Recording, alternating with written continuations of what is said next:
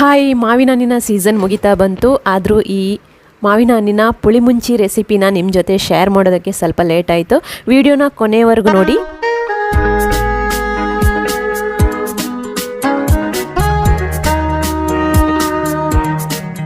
ನೋಡಿ, ನನಗಿಷ್ಟು ಕಾಟ್ ಮಾವಿನ ಹಣ್ಣು ಸಿಕ್ಕಿದೆ. ನಾನಿವತ್ತು ಈ ಮಾವಿನ ಹಣ್ಣಿನ ಪುಳಿಮುಂಚಿ ಮಾಡ್ತಾ ಇದ್ದೀನಿ. ಇವಾಗ ಇದಕ್ಕೆ ಸ್ವಲ್ಪ ಉಪ್ಪನ್ನು ಸೇರಿಸ್ಕೊಂಡು ನಂತರ ಇದನ್ನು ಹಿಚಿಕ್ಕಿ ಸ್ವಲ್ಪ ಹೊತ್ತು ಹಾಗೆ ಇಡ್ತೀನಿ. ಇವಾಗ ಇದಕ್ಕೆ ಒಂದು ಮಸಾಲೆನ ರೆಡಿ ಮಾಡ್ಕೊಳ್ಳೋಣ. ಮಸಾಲೆಗೆ ಒಂದು 12 ಬಿಗಿ ಮೆಣಸು, ಇದನ್ನು ಡ್ರೈ ಆಗಿ ಫ್ರೈ ಮಾಡ್ಕೋಬೇಕು. 1 ಟೇಬಲ್ ಸ್ಪೂನ್ನಷ್ಟು ಕೊತ್ತಂಬರಿ ಬೀಜ, ಅರ್ಧ ಟೀ ಸ್ಪೂನ್ನಷ್ಟು ಜೀರಿಗೆ, 1/4 ಟೀ ಸ್ಪೂನ್ನಷ್ಟು ಸಾಸಿವೆ, ಸ್ವಲ್ಪ ಮೆಂತೆ, ಸ್ವಲ್ಪ ಕರಿಮೆಣಸು. ಇವಿಷ್ಟನ್ನು ಡ್ರೈ ಆಗಿ ಫ್ರೈ ಮಾಡ್ಕೋಬೇಕು.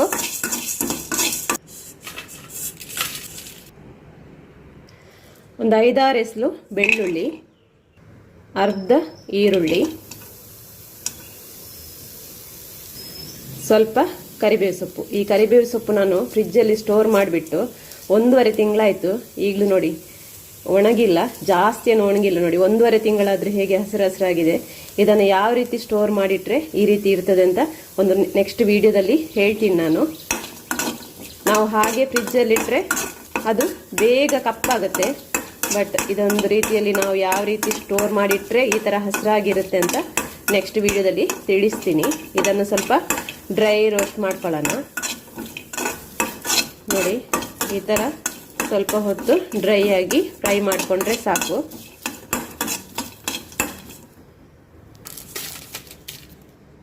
ಇವಾಗ ನೋಡಿ, ಮಸಾಲೆ ಎಲ್ಲನೂ ಡ್ರೈ ಆಗಿ ಫ್ರೈ ಮಾಡ್ಕೊಂಡಾಗಿದೆ. ಇವಾಗ ಪುಳಿಮುಂಚಿ ಮಾಡಲಿಕ್ಕೆ ನಾವು ಇದಕ್ಕೆ ತೆಂಗಿನ ತುರಿ ಸೇರಿಸಬೇಕು ಅಂತಿಲ್ಲ. ಆದರೆ ನಾನಿಲ್ಲಿ ಒಂದು 2 ಟೇಬಲ್ ಸ್ಪೂನ್ ಆಗುವಷ್ಟು ತೆಂಗಿನ ತುರಿನ ಸೇರಿಸ್ತಾ ಇದ್ದೀನಿ.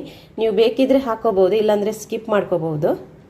ಇವಾಗ ಇದೆಲ್ಲನೂ ಒಂದು ಮಿಕ್ಸಿ ಜಾರಿಗೆ ಸೇರಿಸ್ಕೊಂಡು ಸ್ವಲ್ಪ ನೀರು ಹಾಕ್ಕೊಂಡು ನುಣ್ಣಗೆ ರುಬ್ಕೋಬೇಕು. ಇವಾಗ ನಾನು ಮಾವಿನಕಾಯಿನ ಫಸ್ಟಿಗೆ ಬೇಯಿಸ್ತೀನಿ. ಸ್ವಲ್ಪ ನೀರು ಕೂಡ ಸೇರಿಸ್ತಾ ಇದ್ದೀನಿ. ಉಪ್ಪು ಮೊದಲೇ ಸೇರಿಸಿದ್ವಿ, ಇನ್ನು ಆಮೇಲೆ ನೋಡಿಕೊಂಡು ಸೇರಿಸಿದ್ರಾಯ್ತು. ಇವಾಗ ಇದಕ್ಕೆ ಸ್ವಲ್ಪ ಬೆಲ್ಲನ ಸೇರಿಸ್ತೀನಿ. ಈ ಮಾವಿನ ಹಣ್ಣು ಸ್ವಲ್ಪ ಜಾಸ್ತಿ ಹುಳಿ ಇದೆ, ಹಾಗಾಗಿ ಸ್ವಲ್ಪ ಬೆಲ್ಲನ ಜಾಸ್ತಿನೇ ಸೇರಿಸ್ತಾ ಇದ್ದೀನಿ. ನೀವು ನೋಡಿಕೊಂಡು ಸೇರಿಸಿದ್ರಾಯ್ತು. ಹಣ್ಣು ಸಿಹಿ ಇದ್ದರೆ ಜಾಸ್ತಿ ಸೇರಿಸೋದು ಬೇಡ. ಒಂದ್ಸಲ ಮಿಕ್ಸ್ ಮಾಡ್ಕೊಳ್ಳೋಣ. ಮತ್ತು ಟೇಸ್ಟ್ ನೋಡಿಕೊಂಡು ಸೇರಿಸಿದ್ರಾಯ್ತು. ಇನ್ನು ಹುಳಿ ಜಾಸ್ತಿ ಅಂತ ಅನಿಸಿದರೆ ಸ್ವಲ್ಪ ಬೆಲ್ಲ ಸೇರಿಸ್ಕೊಂಡ್ರೆ ಆಯಿತು. ಇದೀಗೆ ಬೇಯಲಿ. ಆಗ ಫ್ರೈ ಮಾಡಿಟ್ಕೊಂಡಿರುವಂತಹ ಮಸಾಲೆನ ಮಿಕ್ಸಿ ಜಾರಿಗೆ ಸೇರಿಸ್ಕೊಂಡು ಇದಕ್ಕೆ ಸ್ವಲ್ಪ ಅರಿಶಿನ ಸೇರಿಸ್ಬಿಟ್ಟು ನಂತರ ಸ್ವಲ್ಪ ನೀರು ಸೇರಿಸ್ಕೊಳ್ಳೋಣ. ನಂತರ ಇದನ್ನು ನುಣ್ಣಗೆ ರುಬ್ಕೊಂಡ್ರೆ ಆಯಿತು. ಇವಾಗ ಇದಿಷ್ಟು ಬೆಂದಿದೆ. ಇವಾಗ ಇದಕ್ಕೆ ರುಬ್ಬಿಟ್ಕೊಂಡಿರುವಂತಹ ಮಸಾಲೆನ ಸೇರಿಸ್ಕೊಳ್ಳೋಣ. ಆಗ ಮಿಕ್ಸಿ ಜಾರಿಗೆ ನೀರು ಸೇರಿಸ್ಕೊಂಡು ಅದನ್ನು ಕೂಡ ಇದಕ್ಕೆ ಸೇರಿಸ್ತಾ ಇದ್ದೀನಿ. ಸ್ವಲ್ಪ ಉಪ್ಪು ಕೂಡ ಸೇರಿಸ್ತಾ ಇದ್ದೀನಿ. ನಂತರ ಒಂದು ಸಲ ಮಿಕ್ಸ್ ಮಾಡ್ಕೊಳ್ಳೋಣ. ಸ್ವಲ್ಪ ನೀರು ಸೇರಿಸ್ಕೊಂಡು ಮಿಕ್ಸ್ ಮಾಡಿಕೊಂಡ್ರೆ ಆಯಿತು. ನೋಡಿ, ನಾನು ಇಷ್ಟು ಅದಕ್ಕೆ ಮಾಡಿಟ್ಕೊಂಡಿದ್ದೀನಿ. ಜಾಸ್ತಿ ತೆಳು ಕೂಡ ಬೇಡ, ಜಾಸ್ತಿ ದಪ್ಪ ಕೂಡ ಬೇಡ. ಈ ಹದಕ್ಕಿದ್ರೆ ಸಾಕು.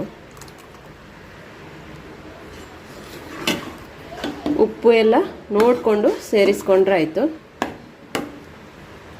ಇವಾಗ ಇದನ್ನೊಂದು ಮೀಡಿಯಂ ಫ್ಲೇಮಲ್ಲಿ ಸ್ವಲ್ಪ ಹೊತ್ತು ಕುದಿಯೋದಕ್ಕೆ ಬಿಡ್ತೀನಿ.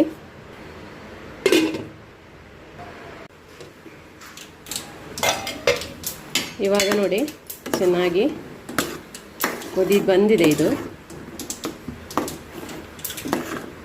ಇವಾಗ ಇದಕ್ಕೊಂದು ಒಗ್ಗರಣೆನ ಸೇರಿಸ್ಕೊಳ್ಳೋಣ.